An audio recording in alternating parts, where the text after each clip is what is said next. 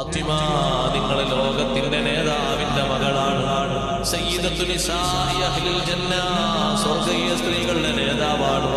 നിങ്ങളോടുകൂടെ ഹൃസ്വകാല ജീവിതത്തിൽ ജീവിക്കുമ്പോ പോരായ്മകൾ ധാരാളം സംഭവിച്ചിട്ടുണ്ടാകും, വിഷമങ്ങളൊക്കെ നടന്നിട്ടുണ്ടാകും.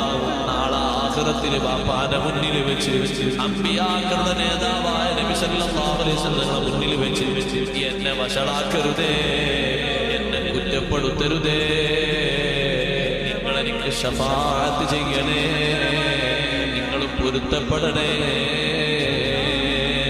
ഫാത്തിമ ബീവി റളിയല്ലാഹു അൻഹ പറഞ്ഞല്ലോ, നിങ്ങൾ ഇൽമിന്റെ വലിയ ബഹ്റാണ് അലി, നിങ്ങളോടുകൂടെ ജീവിക്കാൻ പറ്റിയ പെണ്ണല്ല ഞാൻ. പക്ഷേ നമ്മുടെ വിവാഹബന്ധത്തിൽ വല്ലതും സംഭവിച്ചെങ്കിൽ നിങ്ങളെനിക്ക് മാപ്പാക്കണേ.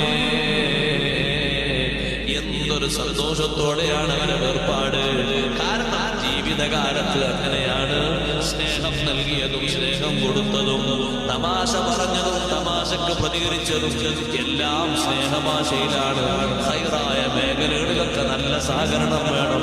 അതേ ഉമ്മമാരോടൊരു കാര്യം പറയട്ടെ, നല്ല തൃപ്തിക്ക് വേണ്ടി, നല്ല സന്തോഷത്തിന് വേണ്ടി നല്ല അനുസരണങ്ങൾ വേണം. നല്ല സ്വബർ നിങ്ങളുടെ ഭാഗത്തുനിന്ന് വേണം. ഭർത്താവിനെ മനസ്സറിഞ്ഞ് സ്നേഹിക്കണം. ദീനിന് ഖിദ്മത്തെടുക്കുന്ന ഭർത്താവിനെ മനസ്സറിഞ്ഞ് സ്നേഹിച്ചിട്ട് സമ്പത്ത് മുഴുവനും കൊടുത്ത പെണ്ണിന് സ്വർഗമുണ്ടെന്ന് സയ്യിദുനാ റസൂലുള്ളാഹി